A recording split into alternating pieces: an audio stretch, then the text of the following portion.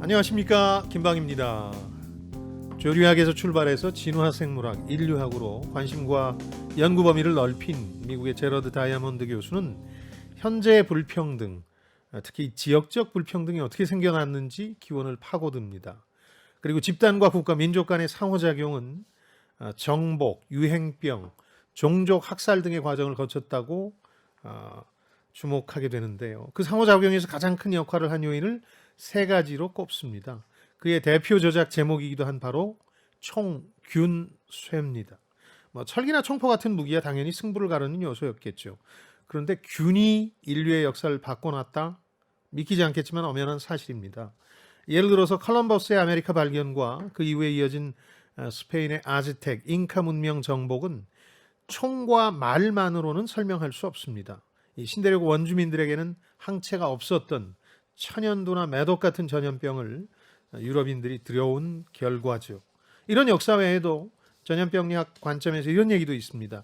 모든 전염병 대유행, 팬데믹은 지속적인 영향력을 가진다. 그렇다면 코로나19가 인류에 남길 영원한 흔적은 뭘까요? 이전에 사람들을 괴롭혔던 전염병의 사례를 살펴볼 필요가 있겠죠. 기획이나 편집 하나는 기가 막히게 하는 일본에서 지난해 코로나19 와중에 나온 책 세계사를 바꾼 10가지 감염병이 오늘 읽을 책입니다. 지식과 지혜를 얻는 가장 경제적인 방법, 성공예감 별책 부록 지금 시작하겠습니다.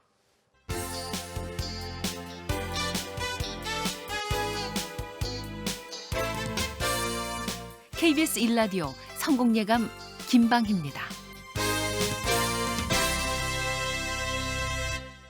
성공예감 별책 부록의 책 읽어주는 남자 김방희입니다. 별님 씨 어서 오십시오. 네, 안녕하세요. 별책부록에서 별을 맡고 있는 광명수입니다. 반갑습니다. 다음 주부터 단계적 일상회복을 시작하는데 할로윈 데이를 맞아 그간의 노력이 물거품 될까 걱정돼요. 그나저나 미국의 어린이 축제를 왜 우리나라가 더 즐기는 거죠? AI가 나라 걱정 많이 하네요.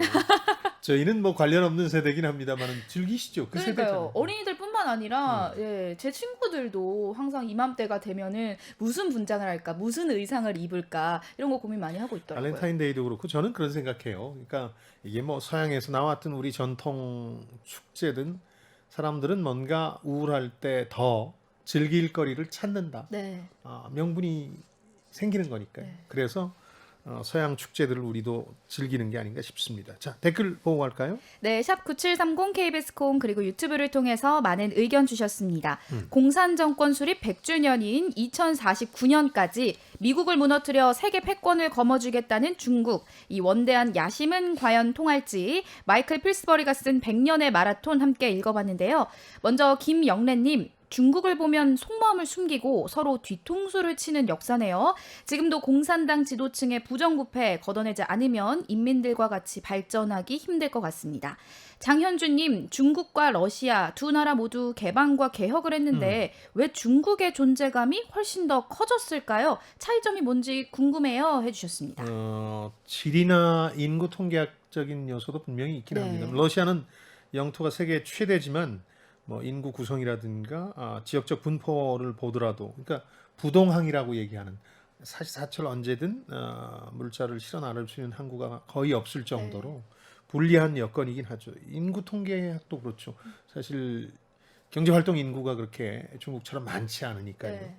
다만 더 본질적인 문제를 하나 저는 짚고 싶은데 러시아와 중국이 같은 무늬만 민주주의를 도입했거든요. 공산주의가 무너진 후에. 그런데 자본주의를 도입하는 방식은 좀 달랐어요. 자본주의를 중국은 도입하는 과정에서 진짜 자본주의의 일면을 도입했다고 보는데 투자와 경쟁으로 대표되는. 근데 러시아식 자본주의는 민영화로 대표되는데 처음에 국가가 가지고 있던 가스프롬이라는 이런 거대한 국영기업들을 마구잡이로 민영화하면서 이른바 지도부, 엘리트 세력 주변에 나눠준 거예요. 이 사람들이 다 개인적으로 챙겨버린 거죠. 이른바 동유럽과 러시아의 민영화가 잘못된 거죠. 그래서 신흥 재벌들이 생겨납니다. 올리가르이라고 러시아에서는 얘기하는데 이 사람들 배만 불리게 돼요. 네. 근데 중국은 좀 달랐던 게 그래도 계속해서 지도부가 교체가 됐거든요. 5+5 10년씩 지도부가 피를 흘리지 않는 세대 교체 혹은 지도부 교체를 해나가면서 지속적으로 그 경제의 활력을 불어넣기 위해서 노력을 한 거예요. 러시아의 민영화 과정이 없었고요. 여기는. 네. 그러다 보니까 결국 중국의 승리로 체제 경쟁에서는 귀결되는 게 아닌가 싶은데요. 물론 이게 계속 이어질지는 또 지켜봐야 되겠죠. 네. 최근에 중국 내 움직임이 저희들도 지적을 했습니다만 심상치 않은 부분이 있으니까요. 네, 이렇게 러시아와 중국의 차이점을 들어주셨습니다. 다음으로 김종무님께서 홍콩에서 상하이로 주식시장을 옮긴 거 보면 공산당의 경제 주도권 확보 의지가 명확해 보이긴 합니다. 이종진님, 서양은 개인의 가치를 우선하고 인센티브를 통해 참여 의식을 높이는 반면 중국과 같은 집단주의 문화는 희생을 강요하는 이념을 이루고 있죠. 중국 공산당이 패권을 차지하면 세계 질서에 악영향을 끼칠 거라 미국이 저지하는 거 아닐까요? 라고 이 해주셨네요. 마이클 필스버리라는 저자의 신념이죠. 이거는 이제 중국이 패권 국가가 되면 민주주의가 후퇴할 것이고 테러리즘이 더 융성해질 것이고 네. 세계는 무기 경쟁을 가속화시킬 것이고 이런 여러 가지 부정적 요소가 많기 때문에 미국의 패권이 더 지속돼야 된다 하는 차원에서 중국을 경계하자고 얘기해왔던 사람이거든요. 근데 이 중국에서 벌어지는 일들에 대해서 아까 김종무님이 공산당이 주도권을 주는 게 다른 경제적인 성장이라든가 혁신보다 더 중요하다는 말씀을 해주셨는데 최근에 이런저런 규제라는 게 그런 느낌을 주죠. 네. 시진핑이 5+5 체제를 마치고 이제 집권 2기로 가게 되는데 내년에 그거 대비해서 이제 이른바 사회와 문화를 싹쓸이하고 있는 걸 보면 그런 느낌이 있는데요.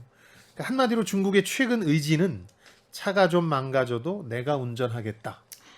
이런 노선으로 보시면 될 것 같습니다.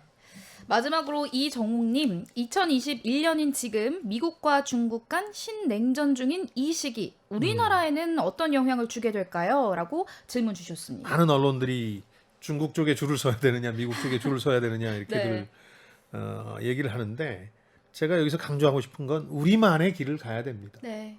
중국도 미국도 아닌. 그러니까 100년 전에 조선 후기가 어떻게 끝난지를 상기해 보면 되는데요. 그때 우리 지식인이라는 사람들이 혹은 리더라는 사람들이 처음엔 청, 그 다음에 일본, 러시아 이런 쪽에 붙었다 나라를 결단냈던 역사가 있지 않습니까? 이제는 어느 쪽으로 붙는 게 아니라 활용하면서 우리만의 길을 가야죠. 전 우리만의 길이 분명히 있다고 믿습니다. 이어서 오늘의 주제로 넘어갑니다. 이풀기 토크. 코로나19를 비롯해 인류를 절체절명의 위기에 빠뜨렸던 감염병이 있었습니다. 패스트, 인플루엔자, 콜레라, 말라리아 등은 삶의 물줄기를 어떻게 바꾸어 놓았을까요? 조지무쇼가 쓴 세계사를 바꾼 10가지 감염병, 오늘 함께 읽어볼 텐데요. 예. 앞서서 소장님께서 기획이나 편집을 기가 막히게 잘하는 일본이라고 하셨어요. 예. 이 책도 그런 특성이 그렇죠. 여전히 드러나 있을까요? 예, 그 책 제목이 있으면 밑에 저자가 나오잖아요. 네네. 여기 보시면 조지 무쇼라는 사람이 편저했다고 나옵니다. 편저라는 건 여기저기 있는 걸 이제 조각 내서 뜯어다가 붙였다. 그런 걸로 썼다는 거니까 이게 독자적인 창작품이 아니라는 걸 인정하니까 솔직하기는 해요. 그리고 지난해 코로나 때문에 많은 사람들이 과거의 전염병 대유행은 어땠을까 하는 궁금증이 생길 때 바로 만들어낸 네. 책이거든요. 근데 이게 그냥 이거 한 권이 아니고요. 니케이 비즈니스라는 아주 유명한 일본 경제신문 출판부에서 잇따라 내는 인기 기획 시리즈입니다. 우리말로는 뭐 세계사를 바꾼 몇몇 가지 이런 건데 그 정작 원저는 이런 겁니다. 중요한 세계사로부터 온 몇몇 가지. 일본 제목은 네. 이런 시리즈고요. 전염병에 대한 호기심을 많이 충족시켜주는 저는 상당히 흥미롭게 읽은 책이었습니다. 네, 명확히 말해서 이 저자가 다 쓴 건 아니다. 이렇게 다른 봐야겠죠. 자료들을 갖다가 이제 모아놨다. 네, 예. 네. 그런 점에서 편저라고 쓴 거죠. 우리 같으면 이렇게 써놓고도 글쓴이라고 하는데 아, 네. 좀 출판 솔직하면은 문화가 높게 그렇죠. 사시는데 예. 알겠습니다. 그런데 인류사를 바꾼 감염병이 10개나 됐어요. 지금 10가지라고 나와 있잖아요. 예. 사실 제목을 보면 음. 이번 코로나19도 그런 면에서 50년 후에 이 10가지 안에 포함이 되는 감염병이 될까요? 글쎄요, 어떨까요? 근데 저는 흥미로운 건 네. 아마 광명수 씨 세대는 공중보건 위생이 워낙 좋았기 때문에 그럴 일이 없었을 텐데 이 10가지 중에 2개나 걸렸더군요, 저는. 오, 정말요? 그리고 살아남았습니다. 전혀 저는 상관이 없다라고 생각했고 예전의 일이라고만 생각을 그렇죠. 했는데 신종 인플루엔자 같은 경우 그렇죠. 한번 네. 걸렸었고 최근 제가 비교적 최근이었죠. 그랬고 결핵 여기 결핵이 아. 나오는데 결핵을 대학교 4학년 때 경험했으니까. 얼마 전까지만 해도 결핵도 상당히 위험한 질병 중에 그랬어요. 하나였었잖아요. 근데 이제 뭐 따지고 보면 굉장히 많겠죠. 이건 말고도 많은데 네. 그 인류사 고비고비마다 이 주요 전쟁이나 정복, 상업이나 교역에 전염병이 게재된 경우가 많았거든요. 근데 이 책에는 10가지를 꼽았고요. 그러다 보니까 세계를 긴장시켰지만 이 책에 포함되지 않은 것도 있습니다. 1980년대 우리 대학 시절에는요. 네. 그 에이즈 공포라는 게 아, 굉장했어요. 미국에서 시작된. 그래서 후천성 면역 결핍증 에이즈가 여기 포함이 안 됐고 조그맣게 언급되고 지나가더군요. 또 최근에 우리가 경험했던 에볼라 바이러스, 메르스, 사스 정도는 10개 축에도 못 겪고 이 가운데 지금 이 책에도 소개가 됩니다만 인류가 거의 완전히 정복한 전염병은 하나밖에 없어요. 천연두라는 네. 거. 그러니까 사실상 다른 모든 병은 지금도 어디선가 벌어지고 있는 겁니다.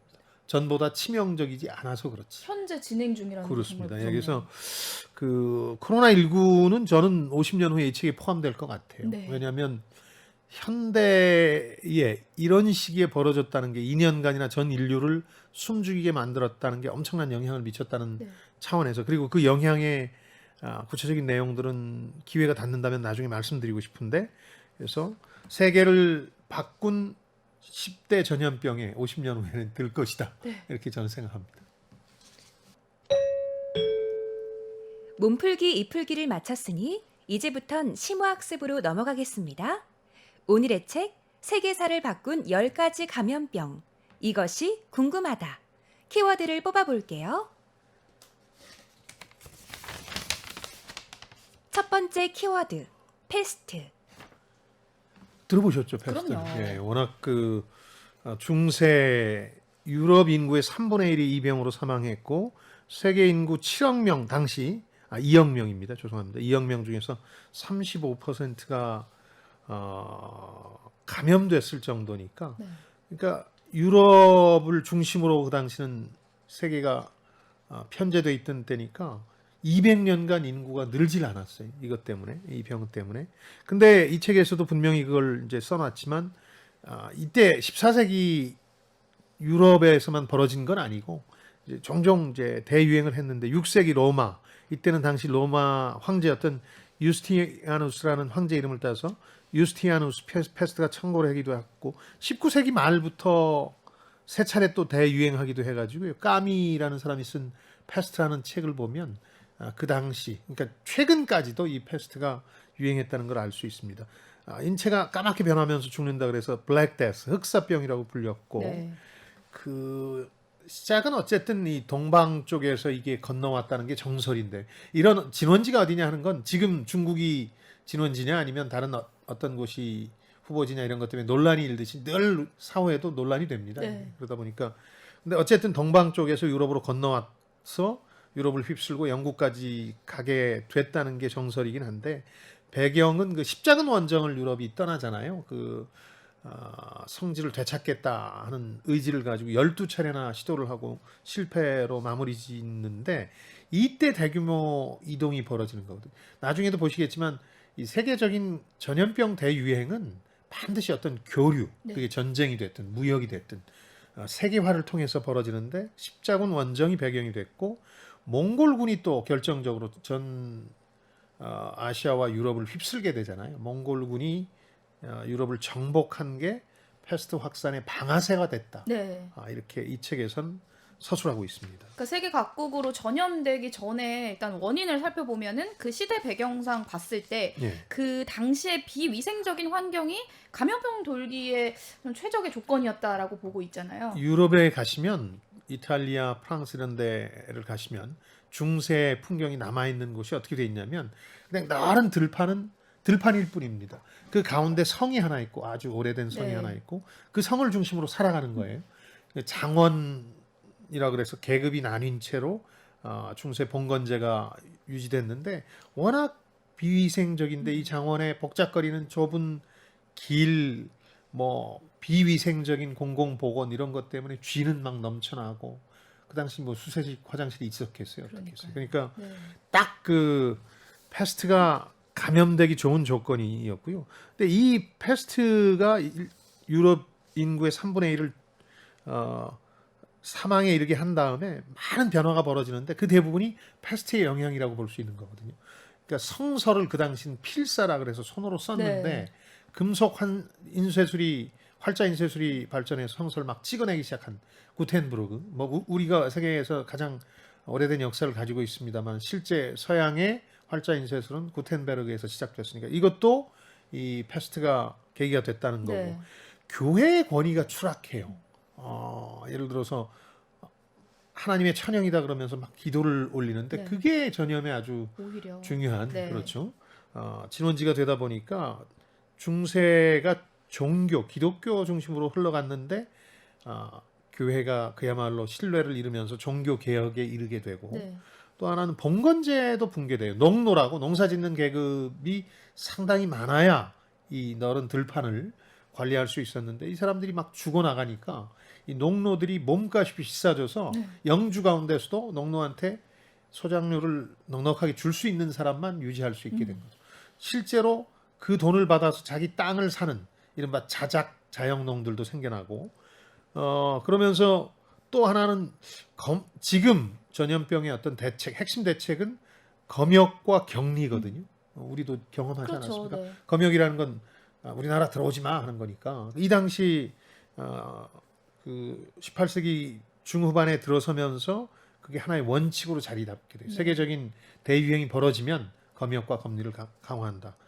근데 이제 그 후에 사라졌는데 여러 가지 우연과 요인들이 겹쳤죠. 공중보건위생 같은 것도 좀 나아졌는데 런던 같은 데는 17세기에 런던 대화제라고 로마 대화제처럼 그 런던이란 목조 건물 중심의 도시가 완전히 불타버리는 예가 있는데 그때 의외로 네. 쥐들이 많이 죽으면서 쥐와 벼룩이 이 흑사병 전염의 매개체인데 쥐가 많이 죽으면서 좀 오히려 나아졌다. 네. 그런 기록도 있고 또 기후변화.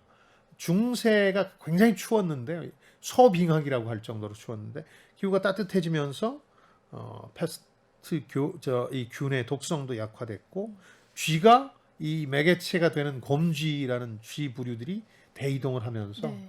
이제 어느 정도 이제 패스트 시대는 끝났다고 얘기할 수 있게 된 거죠. 오히려 패스트 하면 사람이 많이 죽었다 이런 이야기들이 참 많았는데 예. 오히려 이 일로 인해서 발전이 된 부분들도 있었다라는 게 책에 많이 나오고 있었거든요. 그렇죠. 예. 그리고 코로나19가 사실 현대 사회에서도 음. 사실 이걸 겪어내면서 많은 시행착오들이 있었잖아요, 사실. 그렇죠. 근데 그 당시만 해도 전염병에 대한 과학적 이해라고는 전혀 없었을 것 같거든요. 그럼요. 그렇기 때문에 더 많은 시행착오가 벌어졌을 것 같거든요. 그 패스트 시기에 아주 대표적인 인류의 혐오 감정이 생겨납니다. 그게 반유대인 감정인데 유대인들이 원인이 됐다고 믿는 거예요. 기독교 사회였고 중세 유럽은 유대인들은 그들 관점에서 보면 신의 아들을 예수를 죽인 민족이기 때문에 상당한 반감이 있었는데 전염병이 돌다 보니까 저들 탓이다 이렇게 네, 하게 됩니다. 탓을 돌리는 거죠. 근데 네. 실은 그 당시 모든 기록을 살펴보면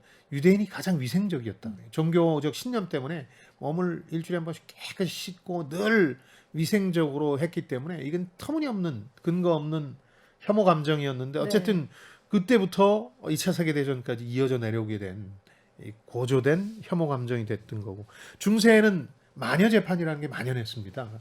뭐 근대까지도 미국에서는 이어졌습니다만은 마녀다 하는 소문이 나면 화형에 처하는 거예요. 네. 근데 이때 마녀들이 많이 키우던 게 이제 이른바 마녀로 판정받은 사람들이 키우는 게 고양이인데 같이 화형을 시키다 보니까 쥐를 잡을 동물이 없어진 거예요. 쥐가 늘어나니까 오히려 더 전염병이 네. 확산되는 계기가 됐고 요즘도 이 격리를 영어로는 쿼런틴이라고 하는데요. 이게 40일이라는 뜻입니다. 이탈리아로. 그러니까 격리가 40일이 된 이유가 그 당시에 처음으로 격리와 검역 제도가 시행되면서 40일간 집 밖을 못 나가게 한 거예요. 지금은 2주 정도죠. 네. 보통 기준이. 근데 왜 40일이냐? 뭐 과학적 근거가 있는 건 아니고요. 그 성서에 보면 노아의 방주에서 지난 기간이 40일이다. 네. 그런 얘기도 있고 그 당시 중세 연금술이 유행했는데 금속의 성질까지 40일이면 변한다. 변성의 기간이다. 그래서 40일로 정했다는 얘기도 있고 어쨌든 이런 터무니없는 비과학적인 치료와 기도로 대응하려고 하다가 사태를 더 키웠던 게 중세 패스트였죠. 그렇죠. 오히려 기도 같은 것도 따로따로 집안에서 혼자 했었으면 됐었을 텐데 그렇죠. 모여서 하다 보니까 전염이 더 많이 되고 그렇죠. 그 기도를 안 들어준다라는 얘기로 번질 수도 있었고요. 예. 또 13세기 아시아에서도 징기스칸이 세운 몽골 제국 영토를 확장하면서 그 이 통신망이 이어지면서 세계 최초 글로벌 상권이 완성이 된 건데 그렇죠. 또 아이러니하게 그 통로를 통해서 전염병이 또 퍼져 나가게 된 거잖아요. 네, 그러니까 전혀, 이게 일종의 트리거라고 할 수 있겠죠? 그렇습니다. 그러니까 모든 대유행, 팬데믹 전염병은 우린 전염병이라고 그러고 일본 사람들은 감염병이라는 표현을 네. 많이 쓰는데 어쨌든 전염이 돼야 되잖아요. 그렇죠. 사람 간의 이동이 전례 없이 많아질 때 터지는 거거든요. 네. 인류에 큰 영향을 준 세 가지를 보면 아까 얘기한 중세 패스트, 그때도 몽골, 십자군 원정, 그 다음에 지중해 그 도시 국가들이 일종의 상권을 만들어낸 거거든요. 네. 그러다 보니까 일종의 세계화가 이루어지는 거예요. 그다음 스페인 독감도 1차 세계대전 당시에 유럽에서 전 세계 국가들이 미국에서도 와서 전쟁을 치렀으니까 그렇죠. 그런 사람들이 접촉할 기회가 많아진 거죠. 지금 우리가 겪고 있는 코로나19 같은 경우는 그 세계화가 완전히 그 극단적으로 진행돼서 그렇죠. 매일 비행기를 타고 어디든 마음대로 갈 수 있는 상황까지 왔기 때문에 네. 또 벌어진 거거든요. 이렇게 사람 간의 교류라는 게 방아쇠가 되는 거죠. 이어서 다음 키워드 뽑아볼게요. 두 번째 키워드, 인플루엔자. 얘기는 많이 들어보셨을 거예요. 이게 네. 인플루엔자 신종이라는 건 새로운 종류니까 그렇죠. 신종 인플루엔자고 그 전부터 많았는데 한마디로 바이러스성 급성 호흡기 증후군입니다. 공통점은 바이러스로 인해서 호흡기 문제가 생겨서 이제 죽는 거고요. 네. 다양한 모습으로 변형이 됐고 사람들을 가장 오랫동안 괴롭혀온 감염병이다 이렇게 볼 수 있는데요. 뭐 기록을 보니까 이 책에 나오는 기록을 보니까 14, 15세기 중세 이탈리아에서도 종종 이제 유행이 있었고요. 네. 16세기 말부터 전 세계로 이제 번진다. 근데 가장 이게 화제가 많이 됐다고 그럴까요? 논란이 많이 됐던 건 20세기 들어서 이제 터진 큰 팬데믹 때문인데요. 1차 대전 당시에 스페인 독감, 이것도 인플루엔자니까요. 1957년 아시아 독감, 그리고 1968년 홍콩 독감 네. 이런 기록들이 있거든요. 근데 참고로 어디 무슨 병원균 하는 표현은 WHO 권고로 2015년부터 안 쓰기로 했거든요. 네. 그러니까 트럼프가 중국 우한 바이러스라고 한 건 잘못된 표현인데 맞습니다. 그건 일부러 이제 중국을 자극하기 위해서 그런 표현을 썼던 거고 그래서 저희도 이제 코로나19로 부르는 코로나19로 거죠. 이제 바뀐 거죠. 그래서 뭐 이것들이 바꾼 여러 가지 영향들이 있는데요. 인플루엔자라는 게 이탈리아로 영어로 치면 인플루언스, 그러니까 영향이라는 뜻이고 네. 스페인 독감이 아마 인류에 가장 잘 알려진 인플루엔자 대유행 팬데믹의 사례일 겁니다. 1차 세계대전 당시였던 1918년 이게 대유행을 하기 시작하는데 이름처럼 스페인에서 시작된 건 아닙니다. 그때 한번 말씀드린 기억이 납니다만은 전쟁이 벌어져서 막 싸우는 와중에 그 비위생적인 참호에서 주로 이게 전염돼 나갔는데 이때 스페인만 중립국가여서 전쟁에 참전을 안 하다 보니까 이 소식을 전할 수 있는 나라가 스페인이어서 네. 스페인이 맨 먼저 이런 인플루엔자 소식을 전했기 때문에 스페인 독감이라는 별칭을 얻은 거고요. 많은 역사를 그 당시 바꿔놨다고 합니다. 예를 들어서 처음에 이게 돌고 막 사람들이 죽어나가니까 독일이 그 당시 이 독가스도 1차 세계대전에 동원할 정도니까 독일이 만들어낸 세균이 아니냐 이렇게 생각했던 거예요. 네. 결국 바이러스였습니다만은. 그리고 그 독일이 또 상당히 압도적인 전력으로 유럽을 휩쓸 거라고 생각했는데 서부 전선에서 교착 상태에 직면해서 오랜 참호전을 펼치게 되고 그게 그 당시에 수많은 사람들을 희생시켰거든요. 네. 서부 전선 이상 없다 이런 소설 레마르크 소설도 그 당시를 배경으로 한 소설인데 그렇게 교착 상태가 된 게 그렇게 막강하던 독일이 예비군을 동원해서 휩쓸려고 했는데 예비군들이 이 질병에 대부분 감염되면서 동원에 실패해서 네. 교착 상태에 빠졌고 결국 1차 세계대전 독일 패배로 귀결됐다는 얘기죠. 네. 이 감염병이 그 중심에 있다는 게 이 책의 논지죠. 네. 예나 지금이나 어떤 바이러스가 나올 때 음모설이 좀 있는 것 같아요. 그렇죠. 처음에 코로나도 어디서 나 일부러 만들어냈다더라 이런 그렇죠. 이야기도 저 들어본 적이 있었던 것 그렇죠. 같거든요. 미국, 중국 다 거론되기도 했었죠. 네, 그 옛날에도 그런 이야기가 있었다는. 예. 근데 스페인 독감이 오히려 전쟁을 중단시키고 평화를 가져왔다라는 설도 있더라고요. 그렇죠. 예. 18년에 이게 막 퍼지기 시작하면서 19년에 전쟁이 끝나거든요. 네. 너무 전쟁이 장기화될 수도 있었는데 아까 서부전선 교착 얘기도 했습니다만은 막 죽어나가고 전투를 하기는커녕 하기 전에 다 죽어나가니까 평화 협상이 그래서 이루어진 거다 하는 해석도 가능하죠. 이건 네. 뭐 해석의 문제입니다만은 또 이게 한 2년에 걸쳐서 지금 코로나19처럼 상당한 타격을 유럽과 미국에 주게 되는데 이 어떻게 이걸 극복했냐면 지금하고 비슷합니다. 백신이 나와요. 근데 정확히 그 스페인 독감에 대한 백신은 아니고 폐렴 백신인데 폐렴으로 진화해서 죽는 경우가 많으니까 네. 이 백신이 나오니까 확실히 줄어들었고 그때부터 마스크의 중요성을 알았어요. 그래서 마스크 착용으로 그 스페인 독감을 물리칠 수 있었는데 한 2년간 3차례 대유행을 합니다. 이 참전했던 군인들이 고향으로 돌아가서 퍼뜨리는 과정에서 3차례 대유행을 했고 지금하고 어떻게 보면 비슷하고 네. 저도 이제 코로나19 초기부터 스페인 독감 100년 전 스페인 독감에 재판이 될 수 있다 하는 얘기를 많이 한 이유가 이 패턴을 따라갈 것 같다는 생각이 들어서였거든요.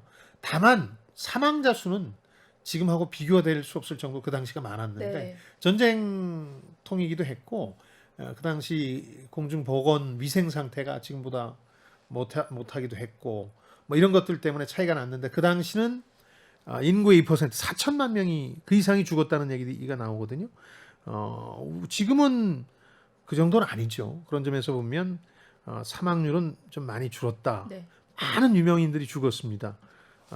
미국의 윌슨 대통령, 우리 3.1 운동에도 영향을 미쳤던 대통령이 스페인 독감으로 기력을 잃는 바람에 이 사람이 구상한 세계 평화 질서가 국제연맹도 뜻대로 안 됐고 질서가 무너졌다 이런 평가가 나올 정도고 그냥 우리가 교과서에서 배운 인물들인데 스페인 독감으로 죽은 사람들이 막스 베버, 에공 슐레라는 화가 있죠. 네.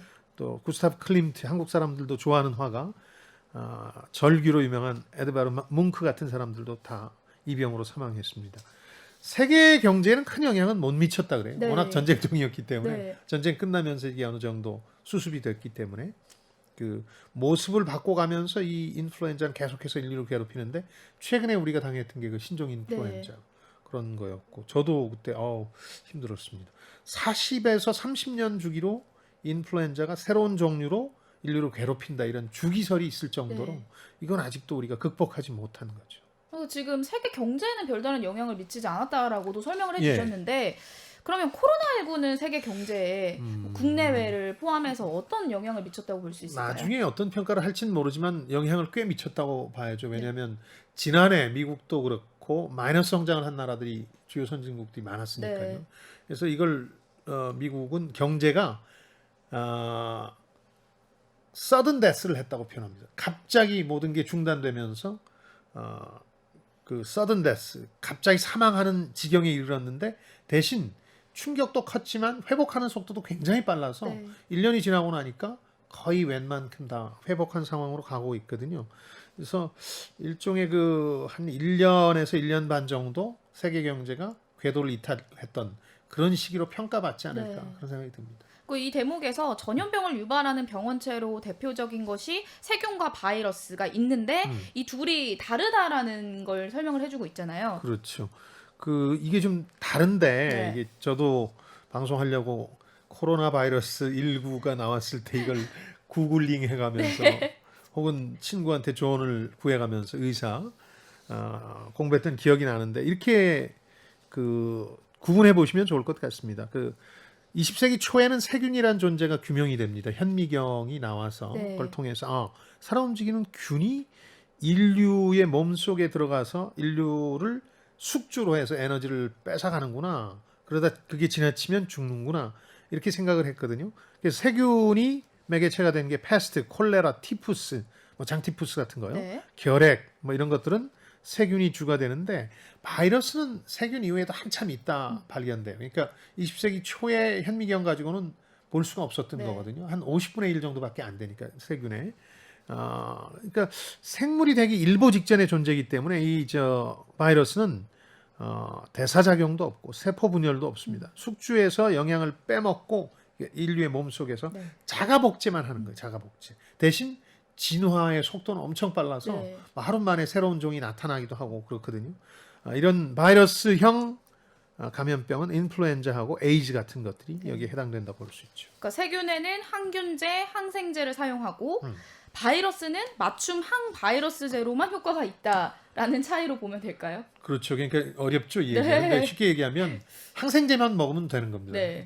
세균을 공격하는 거니까 네. 항생제가. 물론 몸도 망가집니다만은 아주 고기능의 항생제들을 인류가 20세기 들어서 만들어내면서 감염병과의 전쟁에서 상당한 우위를 우리가 누리게 됐죠. 네. 다만 우리가 코로나19에서 고생을 하면서도 느끼듯이 이 바이러스는 아까 자가복제를 하기 때문에 그리고 변이가 일어나기 때문에 빠른 속도로 이거 가지고는 안 되는 거예요. 몸을 공격하는 항생제, 항균제 가지고는. 그래서 이 바이러스의 맞춤인 백신이 따로 개발돼야 돼요. 네. 우리가 지금 경험하고 있잖아요. 그렇죠. 치료제도 따로 개발해야 되는 거예요. 그러다 보니까 이게 훨씬 더 까다로울 수 있고요.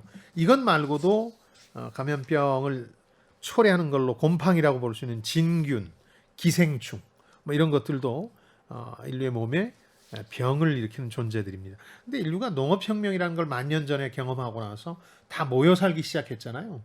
모여서 농업을 같이 일구고 도시를 만들고 그러다 보니까 불가피하게 수렵 채집하던 시절에는 좀 훨씬 없었겠죠. 접촉이 적으니까. 근데 불가피하게 이 감염병이 돌 수밖에 없는 환경이 된 거죠.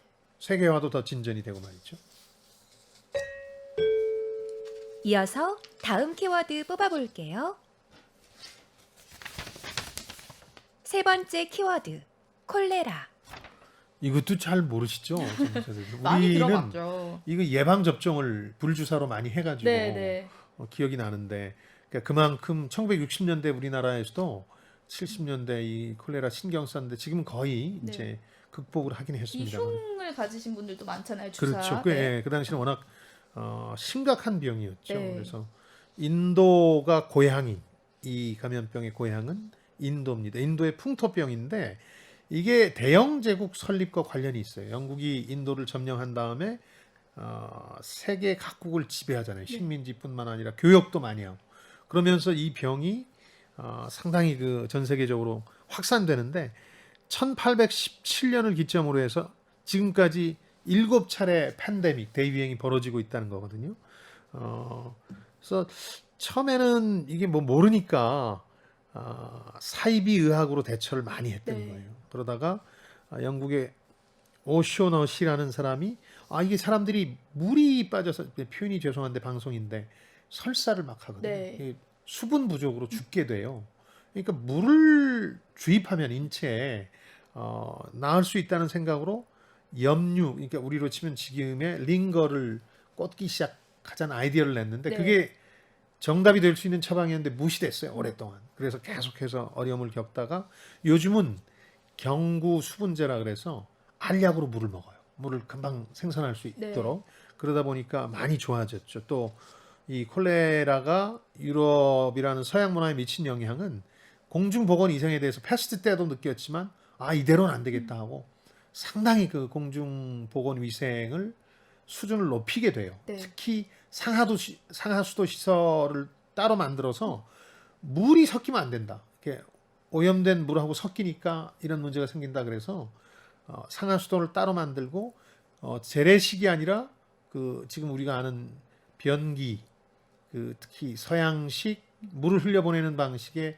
화장실이 대규모로 보급되는 계기가 됐어요. 네, 네. 이게 결정적인 원인이니까. 대표적인 게 그 존 스노우라는 사람이 이건 뭐 굉장히 유명한 세계사에도 나오는 얘기입니다만은 계속해서 콜레라의 감염을 런던에서 막 사람들이 하루에 1,000명 이상씩 죽어나가는데 연구하다가 콜레라에 감염된 사람들의 지도를 그려보기로 했어요. 런던 시내 지도를 가지고. 그러다 그 점이 아주 특정한 지역에 밀집되어 있다는 걸 알게 됐는데 거기에 바로 우물이 있었거든요. 그 우물을 그냥 먹으면서 문제가 심각해지는 걸 알게 됐는데 그때 이제 오염된 물을 마시면 이 병이 퍼지는구나 해서 런던 시내의 지형을 바꾸게 되는 거죠. 네. 아까 상하수도 화장실 개념을 바꾸게 되고. 근데 그래서 역설적으로 일부 의학자들은 콜레라는 위생의 어머니다. 네. 이걸 계기로 위생이 좋아졌으니까 그런 얘기를 많이 하고요. 영국 얘기가 여기 많이 나옵니다. 자신들도 엄청난 고통을 받았으면서도 지금 얘기하는 격리나 검역을 반대해요. 영국은. 왜냐하면 훨씬 잘 나갈 때니까 지금보다 네. 물건 팔아먹어야 되니까 뭐 그런 얘기도 나오고 지금도 위생이 안 좋은 후진국에서는 콜레라가 많이 벌어집니다. 그래서 왜 뭐 콜레라 발병 지역 가시는 분들은 네. 사전에 예방 접종하고 가라고. 저 콜레라도 공항에서 완벽하게 사라진 이건 아니고 감염병은 아니고요. 네. 저자나 일부 의학자들 주장에 따르면 지금 7차 팬데믹이 계속해서 진행 중이다 이렇게 네. 믿고 있는 거죠. 그러니까 중간에도 설명해 주셨어요. 그러니까 물을 주입한 염류 주입을 사실 했으면 더 좋았을 텐데 네. 오히려 무시를 했다. 그러면 사람들은 사이비 의학이나 사이비 치료에 더 의존을 했던 건데 사실상 들여다보면 구체적으로 어떤 일들이 있었던 걸까요? 그러니까 가장 유명한 게 이건 뭐 다른 책이나 원전에서도 많이 찾아볼 수 있는 건데 나쁜 공기가 원인이다. 네. 나쁜 공기를 통해서 나쁜 생각, 나쁜 질병들이 온다. 뭐 물론 지금도 바이러스가 공기 형태로 전염을 일으키긴 하지만 그 모든 병을 그렇게 봤어요. 그걸 이제 마이즈마 이건 이제 그 당시 언어라서 제가 정확히는 모르겠습니다만 네. 마이즈마설이라고 그러는데 나쁜 공기를 통해서 질병이 감염되다 보니까 공기를 바꾸자 이런 생각들이 많아서 심지어는 뭐 대포를 쏴서 공기의 질을 바꾼다는 네. 거, 뭐 이런 사이비 의학들이 발전했고요.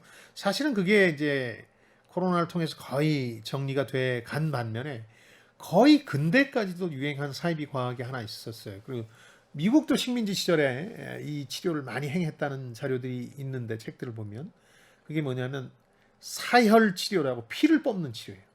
피를 그냥 왕창 뽑으면 좀 나아진다. 네. 이게 아주 오래된 4가지 액체로 인류의 몸은 만들어져 있다. 4가지 액체가 운행하면서 균형을 찾아야 되는데 뭐가 하나 균형이 무너지면 병이 온다. 네. 그러니까 그 균형을 맞추기 위해서 나쁜 피를 뽑아내면 된다.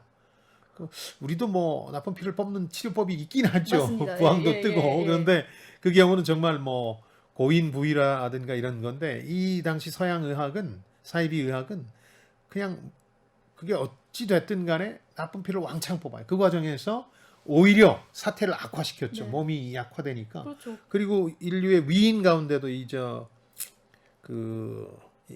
피를 뽑는 치료 때문에 돌아가신 분들이 꽤 있을 정도니까 꽤 오랫동안 인류에 해악을 끼친 사이비 의료 행위였다고 볼 수 있죠. 지금은 사라진 그렇죠. 지금은 하면 예전에 큰일 나죠. 사이비 의학이었고요.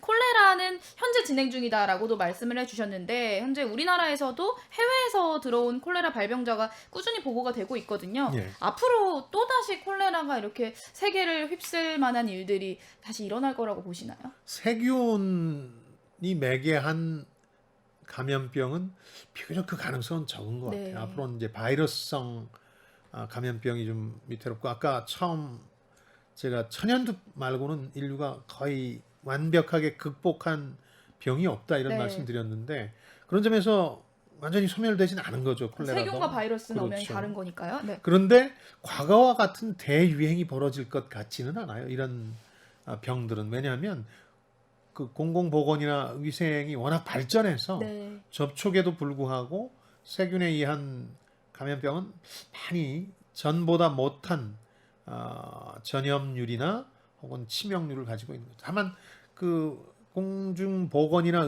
위생이 나쁜 나라의 경우에는 지금도 계속해서 벌어지고 있는 거죠.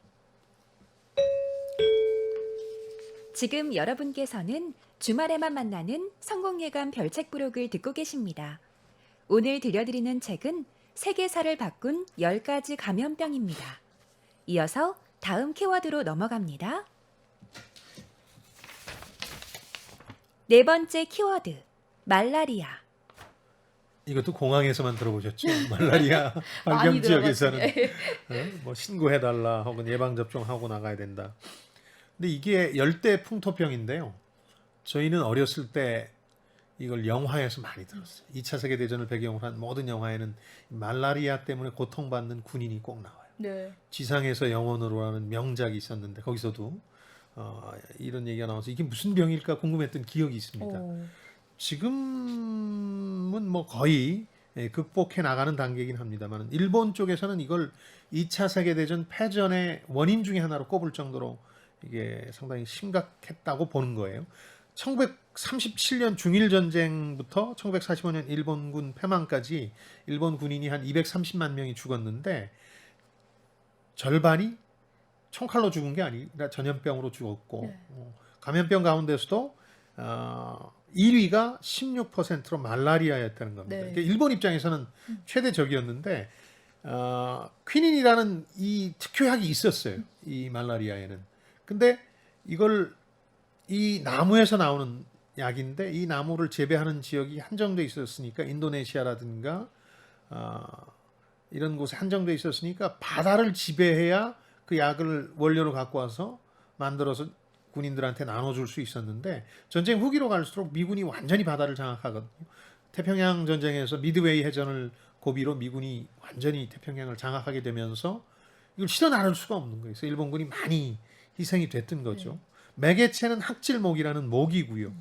뭐 과거 위인 가운데 알렉산더 왕 이런 사람들이 말라리아로 죽었다는 설도 있고 뭐 이건 검증하지는 못하는데 그 죽을 때 기록들을 보면 증상이 비슷하지 않느냐는 네. 거고요. 또 게르만 민족이 남하하면서 이탈리아의 로마가 이제 망하게 되는데 왜 이탈리아까지 들어와서 거기에 거주하지 않았느냐? 이탈리아에는 이 말라리아가 있었기 때문에 말라리아 항체가 이 추운 지역에 사는 사람들한테는 없으니까 그 산맥을 고비로 이탈리아 반도로 내려오지는 않았다 하는 역사적인 얘기도 쓰고 있고요. 결과적으로 DDT라는 게 나오면서 모기가 대규모로 죽거든요. 이것도 잘 모르시죠? 우리 어렸을 땐 DDT를 몸에 바르기도 했거든요. 아, 그 이 잡는다고. 네. 그리고 제초제로 많이 썼어요. 오. 시골에서는. 근데 이 DDT가 그런 모기를 죽이는데 모기 서식지를 없애는 데는 기가 막힌 역할을 했는데 그래서 만든 사람이 노벨 생리학상도 받았는데 문제는 이게 인체에 누적되면서 아주 치명적이라는 게 나중에 발견돼서 지금은 전 세계에서 사용을 금지하고 혹시 있거든요. 예전에 트럭에서 나오는 그 연기와도 관련이 있는 건가요? DDT는 가루 형태로 밀가루 아. 형태로 지금 그런 장면들도 있는데 막 그 6.25 전쟁 당시에도 감염병을 전염시키는 매개체로 E가 있으니까 몸에다 덕지덕지 발라줬어요. 근데 치명적이었는데 저는 몸에 안 좋았던 거잖아요. 그렇죠. 몸에 예. 안 좋은 대규모 감염병과 DDT를 극복하고 아직까지 살아남았습니다.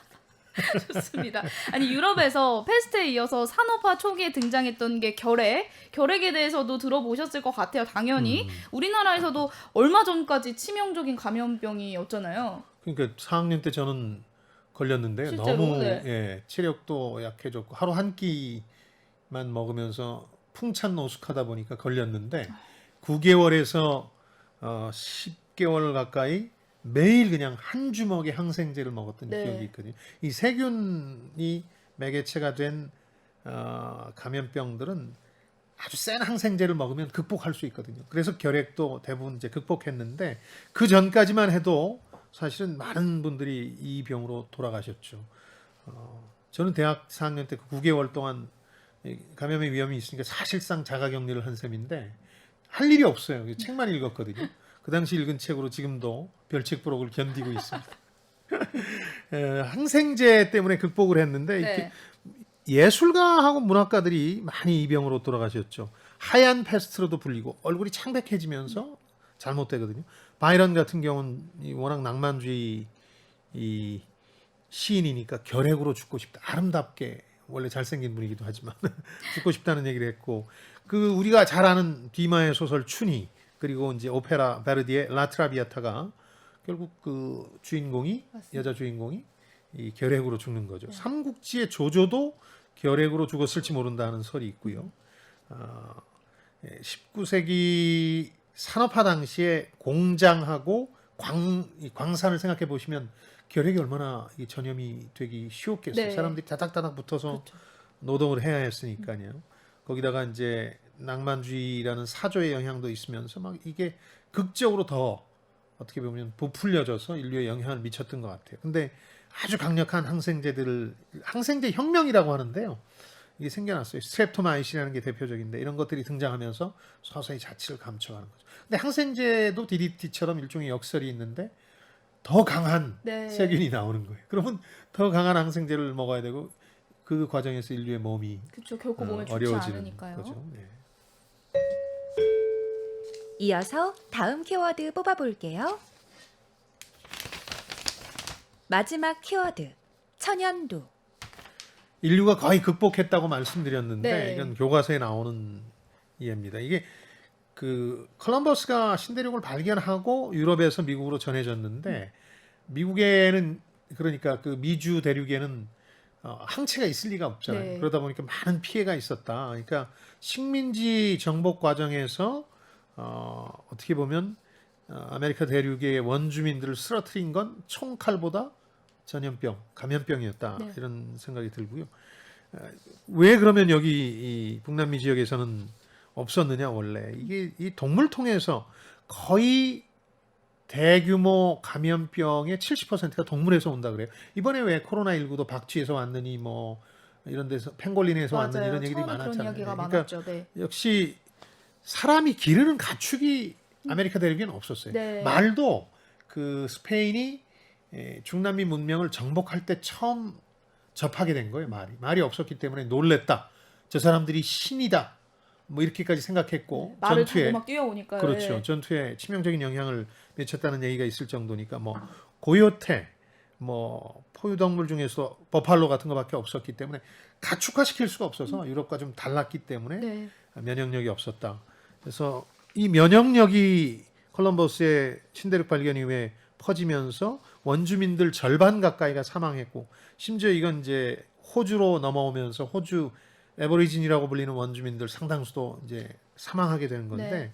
이게 극복된 거는 교과서에 나오니까 아시겠죠. 종두법이라 그래서 그 당시에 이 암소 젖을 짜는 분들은 짜는 여성분들인데 얼굴에 얽은 자국이 없다. 천연두의 핵심적인 증상은 부풀어 오른 다음에 나중에 터지면서 이게 얽은 흔적으로 남거든요. 흉이 많이 있죠. 네. 흉터가 남는데 그게 없다. 왜 그럴까 하고 생각해 보니까 소가 가진 천연두, 우두라고 하는 것이 비슷한 성격이 있으니까 이걸 사람한테 넣어 보니까 항체가 생기더라는 걸 알게 됩니다. 네. 이게 제너라는 사람이 만든 이 종두법인데 이게 퍼지면서 이걸 극복하게 되는데 네. 지금 우리가 쓰는 백신이라는 말도 어원은 암소, 바카라는 데서 나온 말인데 그걸 백시네이션, 네. 백신을 맞는다, 백신 접종이라고 이렇게 쓰게 된 건데 이 당시에 나온 말 때문이죠. 암소. 네. 19세기 초부터 이제 널리 퍼졌는데 1977년 아프리카 발병 소식을 끝으로 천연두는 세계적으로 극복했다 네. 이런 선언을 하게 됩니다. 이제는 없어진 질병으로도 봐도 그렇죠. 될 것 같고요.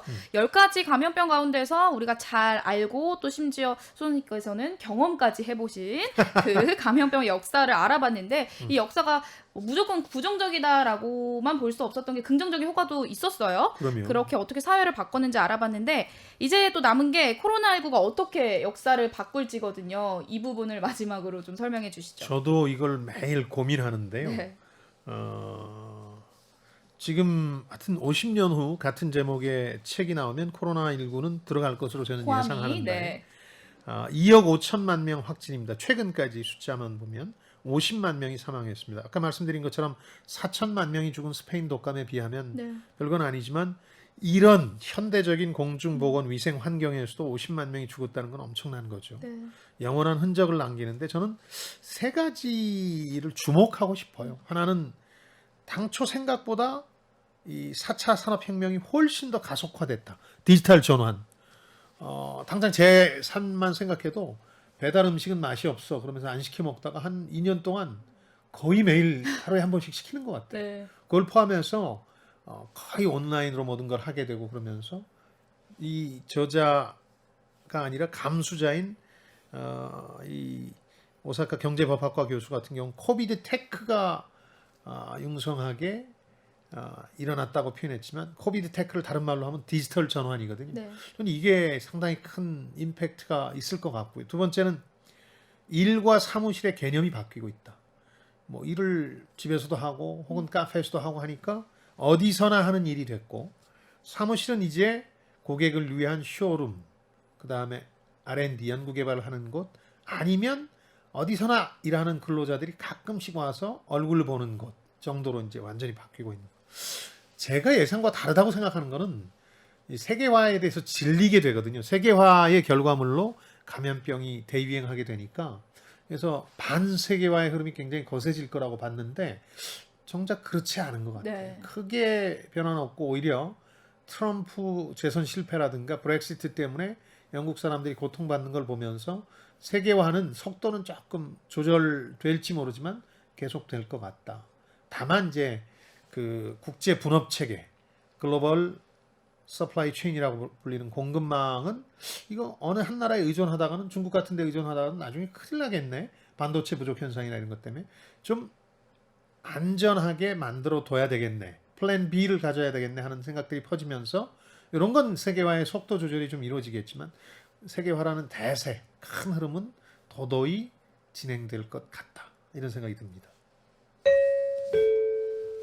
AI가 선정한 심쿵 한방. 오늘의 책 세계사를 바꾼 10가지 감염병을 관통하는 핵심 구절 한방에 정리해드립니다. 인류와 병원체는 승부가 나지 않는 이 영원한 투쟁을 반복하며 공존해 가고 있다. 코로나19 때문에 실감나죠, 이 말이? 네, 그렇죠? 우리가 이겼다고는 결국 말할 수도 없고요, 그렇죠? 그리고 몇 년 후에 또 뭐 이상한 이름의 바이러스가 우리를 괴롭힐지 또 모릅니다. 당할 수도 세균도 있습니다. 그렇고요. 네. 코로나19로 한 2년 고생했으니까 좀 길고 큰 시야로 이 사태를 한번 들여다볼 필요가 있다. 그게 적합한 책입니다. 다만 그 일본 편저자들이 쓴 거기 때문에 그 일본 분량이 많아요. 일본 네. 얘기가 많은데 슬쩍슬쩍 건너뛰어도 되고요. 중언부언도 좀 있긴 합니다만 배우고 생각할 게 참 많은 책입니다. 다음 주 책이 도착했습니다. 네, 세계 금융의 중심지 미국 월스트리트를 움직이는 사람들, 투자라는 업의 본질을 집요하게 추구한 인물들의 이야기를 담아 보겠습니다. 국제 금융 전문가 최정혁 저자가 쓴 월가의 승자들 함께 읽어 보겠습니다. 네, 이제 투자가 본격적으로 어려워지는 시기에 도달했죠. 증시 상황 자체가 이럴 때일수록 어떤 자기 원칙을 세우고 승부를 보려 했던 이 월가의 승자들 얘기를 좀 참고할 필요가 있겠다는 생각이 들어서 선정했고요. 자, 한층 더 강한 지적 게임으로 돌아올 성공예감 별책 부록 다음 주에도 기대해 주십시오. 유튜브 별책 부록과 김방희 TV 그리고 팟빵을 통해서도 다시 들으실 수 있습니다. 댓글이나 의견 많이 남겨주세요. 네, 책을 통해서 세대 간 소통과 공감을 나누는 시간입니다. 성공예감 별책 부록 저희는 다음 주말에 다시 찾아뵙겠습니다. 별의별 이야기를 책을 통해 나누는 별책 별책 부록. 부록 다음 주에 만나요.